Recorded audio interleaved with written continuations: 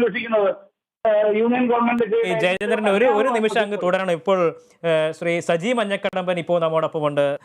ശ്രീ സജി മഞ്ഞക്കടമ്പൻ, ഇപ്പോൾ കുറച്ച് നാളിന്റെ ഒരു ഇടവേളയ്ക്ക് ശേഷം വീണ്ടും ലൈഫ് മിഷൻ ഉൾപ്പെടെയുള്ള സംഭവങ്ങൾ വീണ്ടും സജീവ ചർച്ചയാവുന്നു. ശിവശങ്കർ ഇപ്പോൾ കസ്റ്റഡിയിലാണ്, 5 ദിവസത്തെ EDയുടെ കസ്റ്റഡിയിലാണ്. ഈ ഒരു സംഭവം അത് ഏത് തരത്തിലാണ് കേരളത്തിലെ രാഷ്ട്രീയ ഭൂപടത്തെ സ്വാധീനിക്കാൻ പോകുന്നത്? ഇത് കഴിഞ്ഞ തെരഞ്ഞെടുപ്പിന്റെ സമയത്തൊക്കെ ഇതുമായി ബന്ധപ്പെട്ടിട്ട് കുറേ ആരോപണങ്ങൾ, പ്രത്യാരോപണങ്ങളൊക്കെ അങ്ങോട്ടും ഇങ്ങോട്ടും ഒക്കെ ഉണ്ടായി. അന്വേഷണത്തിന്റെ ഒരു വലിയ പരമ്പര തന്നെ നമ്മൾ കണ്ടിരുന്നു. അതിനുശേഷം ഇപ്പോൾ വീണ്ടും അദ്ദേഹത്തെ അറസ്റ്റ് ചെയ്തിരിക്കുകയാണ്. ഈ ഒരു സാഹചര്യത്തെ എങ്ങനെയാണ് വിലയിരുത്താൻ കഴിയുക? അല്ല, ഈ ഒരു സാഹചര്യം നമുക്കറിയാം. കേരളത്തിലെ ലൈഫ് മിഷൻ പദ്ധതി സംബന്ധിച്ച് അഴിമതി ഉണ്ട് എന്ന് അനിൽ അക്കരെ MLA പലവട്ടം നിയമസഭയ്ക്കകത്തും പുറത്തും പറയുകയും അത് വെറും ആരോപണങ്ങൾ മാത്രമല്ല, തെളിവുകൾ നിരത്തിക്കൊണ്ട് അദ്ദേഹം പറയുകയുണ്ടായി. അപ്പോഴൊക്കെ അതിനെ ന്യായീകരിച്ചുകൊണ്ട് ഇടതുപക്ഷ ജനാധിപത്യ മുന്നണി ഒരു അഴിമതിയും ഇല്ല, ഇത് പാവപ്പെട്ടവർക്കുള്ള വീട് തടസ്സപ്പെടുത്തുവാൻ UDFന്റെ ഒരു MLA ശ്രമിക്കുന്നു എന്ന് പറഞ്ഞുകൊണ്ട് പ്രചരണം കൊടുത്തുകൊണ്ട് ആ അഴിമതി ആരോപണത്തെ മൂടി വെക്കുവാനാണ് ശ്രമിച്ചത്. ഇപ്പോ നമുക്കറിയാം, ഇവിടെ സ്വപ്ന സുരേഷ് എന്ന് പറയുന്ന മുഖ്യമന്ത്രിയുടെ അല്ലെങ്കിൽ മനസാക്ഷി സൂക്ഷിപ്പുകാരിയായിരുന്നു ഒരു കാലഘട്ടത്തിൽ. സ്വപ്ന സുരേഷും ശിവശങ്കറും ചേർന്നുകൊണ്ടാണ് മുഖ്യമന്ത്രിക്ക് വേണ്ടി ഈ കാര്യങ്ങളൊക്കെ ചെയ്തത് എന്ന് എല്ലാവർക്കും ബോധ്യമാണ്. ആ സ്വപ്ന സുരേഷിന്റെ പരാതിയുടെ അടിസ്ഥാനത്തിൽ ഇന്ന് ED ഈ ശിവശങ്കറെ അറസ്റ്റ് ചെയ്തിട്ടുണ്ടെങ്കിൽ തീർച്ചയായിട്ടും അത് സത്യസന്ധമായ അന്വേഷണം നടന്നാൽ ഇവിടെ നമ്മുടെ KPCC അധ്യക്ഷൻ പറഞ്ഞതുപോലെ ഈ ഒരു ശിവശങ്കർ മാത്രമല്ല, വൻ സ്രാവുകൾ ഇതിന്റെ പിന്നിലുണ്ട്, അവരൊക്കെ കുടുങ്ങണം എന്ന് തന്നെയാണ് ഞങ്ങൾക്ക് സൂചിപ്പിക്കാറുള്ളത്. ഇവിടെ ഇപ്പോ എനിക്ക് മുമ്പ് സംസാരിച്ച ആൾ വളരെ ലാഘവബുദ്ധിയോട് പറയും, എന്താ ഇവിടെ ഒരു സ്വപ്ന സുരേഷിന്റെ ശിവശങ്കറിനെ അറസ്റ്റ് ചെയ്താൽ അയാൾ എന്തോ LDFന്റെ പ്രതിനിധിയാണോ, അയാൾക്ക് എന്താ LDFുമായിട്ട് ബന്ധം എന്ന് ചോദിക്കുകയുണ്ടായി. അതേ നാണയത്തിൽ ചോദിക്കട്ടെ, ബഹുമാനപ്പെട്ട കേരളത്തിന്റെ മുൻ മുഖ്യമന്ത്രി ഉമ്മൻചാണ്ടി സാർ, അദ്ദേഹത്തിനെതിരെ 80 വയസ്സുള്ള അല്ലെങ്കിൽ 70 വയസ്സിന് മേലുള്ള അദ്ദേഹം സരിത നായരെ പീഡിപ്പിച്ചു എന്ന് പറഞ്ഞുകൊണ്ട് ആരോപണം പറയുകയും അത് ആരോപണം മാത്രമാണ് തെളിയിക്കപ്പെട്ടിരിക്കുക. അദ്ദേഹത്തിന്റെ ഓഫീസിലെ സ്റ്റാഫ് ആരോ സരിത നായരെ ഫോൺ വിളിച്ചു എന്ന് പറഞ്ഞ് ബഹുമാനപ്പെട്ട കേരളത്തിന്റെ മുഖ്യമന്ത്രിയുടെ കല്ലെത്തെറിഞ്ഞവരാണ് ഇപ്പോൾ ഈ ന്യായീകരണവുമായിട്ട് ഇറങ്ങിയിരിക്കുന്നത്. ഇത് വ്യക്തമായ തെളിവുകളുണ്ട്. സ്വപ്ന സുരേഷ് പുസ്തക രൂപേണ അടിച്ചു വെച്ചിട്ടുണ്ട്. ഞാനൊരു കാര്യം കൂടി ചോദിക്കട്ടെ, എന്തുകൊണ്ട് കേരളത്തിലെ ഇടതുപക്ഷ ജനാധിപത്യ മുന്നണിയും CPM-ഉം ഈ വിഷയത്തിനെതിരെ എന്തുകൊണ്ട് ഒരു മാനനഷ്ട കേസ് ഈ സ്വപ്ന സുരേഷ് എന്ന് പറയുന്ന സ്ത്രീക്കെതിരെ കൊടുക്കാത്തത് എന്താണ്? അവർക്ക് ഭയമുണ്ട്. സ്വപ്ന സുരേഷ് പറയുന്ന കാര്യങ്ങൾ വസ്തുതയുണ്ട്. നമുക്കറിയാം, ഇവിടെ നമ്മളൊക്കെ അരിയാഹാരം കഴിക്കുന്ന മലയാളികളാണല്ലോ. ഇവിടെ സ്വപ്ന സുരേഷ് വാർത്താ സമ്മേളനം നടത്തിയ ഒരു കാര്യം പറയുമ്പോൾ അത് കേൾക്കുമ്പോൾ അതിനകത്ത് സത്യങ്ങളുണ്ട് എന്ന് നമുക്ക് ബോധ്യം അല്ലെങ്കിൽ നമുക്ക് തോന്നൽ തന്നെ ഉണ്ടാവും. എന്നാൽ സരിത S നായർ എന്ന് പറയുന്ന മറ്റൊരു സ്ത്രീ, അവരെ ഉപയോഗിച്ചുകൊണ്ട് ഇവിടെ കേരളത്തിലെ CPM-ഉം ഇടതുപക്ഷ ജനാധിപത്യ മുന്നണിയും ഐക്യ ജനാധിപത്യ മുന്നണി നേതാക്കന്മാരെ മുഴുവൻ തേജോവധം ചെയ്യുവാൻ നിരന്തരമായ ശ്രമം നടത്തി. അങ്ങനെ വലിയ കലാപങ്ങൾ അഴിച്ചുവിട്ടു. ആ കലാപങ്ങളിലൂടെ അധികാരത്തിൽ വന്ന ഇടതുപക്ഷ ജനാധിപത്യ മുന്നണി തെറ്റിദ്ധാരണ കേരളത്തിലെ ജനങ്ങളുടെ മുമ്പിൽ പരത്തി ജനങ്ങളെ തെറ്റിദ്ധരിപ്പിച്ച് അധികാരത്തിൽ വന്ന ഇടതുപക്ഷ ജനാധിപത്യ മുന്നണിയുടെ നേതൃത്വത്തിലാണ്, CPM-ന്റെ നേതൃത്വത്തിലാണ് ഈ കൊടിയ അഴിമതികൾ കഴിഞ്ഞ 7 വർഷമായി കേരള സമൂഹത്തിൽ അല്ലെങ്കിൽ കേരളത്തിൽ നടന്നുകൊണ്ടിരിക്കുന്നത്. ഇത് അവസാനിപ്പിച്ചേ മതിയാവൂ. അതുകൊണ്ട് ഈ കേസ് സത്യസന്ധമായ അന്വേഷണം നടക്കട്ടെ. കേരളത്തിലെ പൊതുസമൂഹം തിരിച്ചറിയട്ടെ. ഈ അഴിമതി നടത്തുന്ന ആളുകളെ അവിടെ പുറത്താക്കുവാൻ കേരളത്തിലെ ജനങ്ങൾ ഒറ്റപ്പെടുത്തുന്ന ഒരു കാലം വരും. സത്യം തെളിയിക്കപ്പെടുന്നത് മാത്രമാണ് ഈ അവസരത്തിൽ എനിക്ക് സൂചിപ്പിക്കാനുള്ളത്. ശ്രീ സജി മഞ്ഞക്കടമ്പൻ, ഈ ഇത്തരത്തിലുള്ള ആക്ഷേപങ്ങൾ അല്ലെങ്കിൽ ആരോപണങ്ങൾ പ്രതിപക്ഷം ശക്തമായ രീതിയിൽ ഉയർത്തിക്കൊണ്ട് വരുമ്പോഴും അതിനെ പ്രതിരോധിക്കുന്നതിന് വേണ്ടിയിട്ട് ഭരണപക്ഷത്തിന്റെ അല്ലെങ്കിൽ CPM-ന്റെ ഭാഗത്തു നിന്നുണ്ടാകുന്ന പ്രധാനപ്പെട്ട ചില വിവരങ്ങൾ അവർ പറയുന്ന കാര്യം, ഒന്നാമത്തെ പ്രതിയോ രണ്ടാമത്തെ പ്രതിയോ മൂന്നാമത്തെ പ്രതിയോ വേണ്ട, 7ാമത്തെ പ്രതിയായിട്ടുള്ള അല്ലെങ്കിൽ 5ാമത്തെ പ്രതിസ്ഥാനത്ത് ഇന്നലെ വരെ ഉണ്ടായിരുന്ന ഇന്നിപ്പോൾ 7ാമത്തെ പ്രതിസ്ഥാനത്തായിട്ടുള്ള ശിവശങ്കറിനെ മാത്രം മതി. അതിന് കൃത്യമായ രാഷ്ട്രീയ ലാക്കോട് കൂടി തന്നെയുള്ള നടപടിയാണ്. ആ ഒരു രീതിയിലുള്ള പ്രതികരണമാണ് വരുന്നത്. ഒപ്പം തന്നെ യൂണിടാക്കിന് കരാർ ലഭിക്കുന്നതിന് വേണ്ടി കോഴ വാങ്ങി എന്നുള്ളൊരു കേസാണല്ലോ ശിവശങ്കറിനെതിരെ ഉണ്ടായിട്ടുള്ളത്. ഈ കേസ് ലൈഫ് മിഷൻ പദ്ധതിയുടെ കരാർ ലഭിക്കുന്നതിന് 4,48,00,000 രൂപ കോഴ നൽകിയെന്നാണ് ഈ യൂണിടാക്കിന്റെ MD ആയിട്ടുള്ള സന്തോഷ് ഈപ്പന്റെ മൊഴിയുടെ അടിസ്ഥാനത്തിൽ ഈ ഒരു നടപടിയിലേക്ക് ഇവർ കടക്കുന്നതും.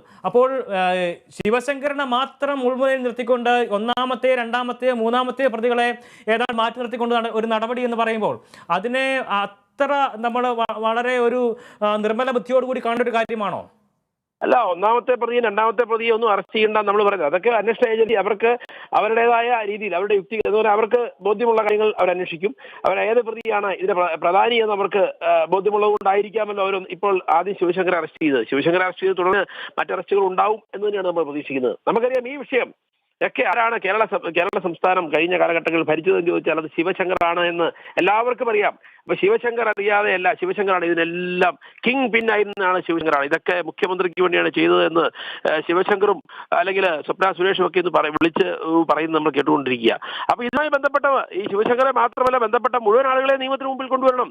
ഈ ഇത്തരത്തിലുള്ള പാവങ്ങൾക്കുള്ള വീട് കൊടുക്കുന്ന അല്ലെങ്കിൽ പാർപ്പിടം കൊടുക്കുന്ന പദ്ധതിക്ക് പോലും അഴിമതി നടത്തിയവരൊന്നും ഈ കേരളത്തിന്റെ പൊതുസമൂഹത്തിൽ അല്ലെങ്കിൽ കേരളത്തിലെ ഒരു പൊതുരംഗത്ത് ഇങ്ങനെ നിലനിൽക്കാൻ പാടില്ല. അതുകൊണ്ട് ഇവിടെ ED എന്തെങ്കിലും രാഷ്ട്രീയ വിരോധം വെച്ചുകൊണ്ട് ഒരാളെ മാത്രം കൊടുക്കുന്നുവെന്നൊന്നും നമുക്ക് വിശ്വസിക്കാൻ പറ്റില്ല.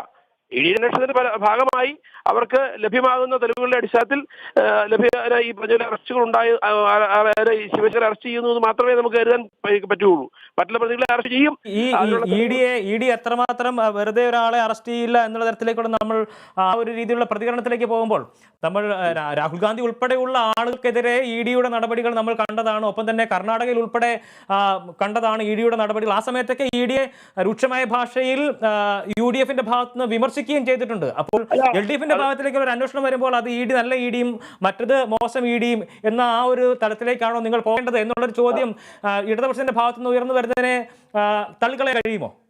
അങ്ങനെ രാഹുൽ ഗാന്ധിക്കെതിരെ അന്വേഷണം നടന്നപ്പോൾ ED മഹാമോശമാണെന്ന് ഞങ്ങൾ രാഹുൽ ഗാന്ധിക്കെതിരെ ദുരാരോപണമാണ് എന്ന് UDFും പറഞ്ഞിട്ടുണ്ടായിരുന്നു. പക്ഷേ ഇവിടെ ദുരാരോപണമല്ല, രേഖാമൂലമുള്ള പരാതിയുണ്ട്, വ്യക്തമായ തെളിവുകളുടെ അടിസ്ഥാനത്തിലാണ്. ആ തെളിവുകൾ വെച്ചുകൊണ്ടായിരിക്കാം ഇവിടെ ED അറസ്റ്റ് രേഖപ്പെടുത്തിയിരിക്കുന്നത്, കേസെടുത്തിരിക്കുന്നത്. ഇത് ഞങ്ങൾ ഐക്യജനാധിപത്യ മുന്നണിക്കാർ ആരെങ്കിലും സ്വപ്ന സുരേഷിനെ വിളിച്ചുകൊണ്ടുപോയി പരാതി കൊടുപ്പിച്ചതാണോ? അല്ല. ഐക്യജനാധിപത്യങ്ങളുടെ ഏതെങ്കിലും നേതാവുമായിട്ട് സ്വപ്ന സുരേഷിന് ബന്ധമുണ്ടോ? ഇല്ല. ഇത് അവര് ഞാൻ പറഞ്ഞില്ല, ഒരു കാലഘട്ടത്തിൽ ഒന്നിച്ച് ഒരു മനസ്സും രണ്ട് ശരീരവുമായി പ്രവർത്തിച്ച ആളുകളാ ഈ മുഖ്യമന്ത്രിയും ഈ ശിവശങ്കറും അതുപോലെ ഈ സ്വപ്ന സുരേഷും ഒക്കെ. അപ്പൊ അങ്ങനെയുള്ള ആളുകൾ അവർ തമ്മിൽ തെറ്റിപ്പിരിഞ്ഞപ്പോ അവർ തമ്മിൽ, അതായത് ഈ കേസ് വെളിയിൽ വന്നപ്പോൾ ഇതെല്ലാം സ്വപ്ന സുരേഷിന്റെ തലയിൽ മാത്രം വെച്ച് കെട്ടി അവരെ മാത്രം പ്രതിയാക്കി കൊടുക്കുവാനുള്ള ശ്രമം നടത്തിയപ്പോൾ അവരിതൊക്കെ വിളിച്ചു പറഞ്ഞു. വാർത്താ സമ്മേളനത്തിൽ പറഞ്ഞല്ലോ, എന്റെ ജീവന് പോലും ഭീഷണി ഉണ്ടോ എന്ന് പറഞ്ഞുകൊണ്ട് അവർ ഇത് വിളിച്ചു പറയുന്ന കാര്യമാണ്.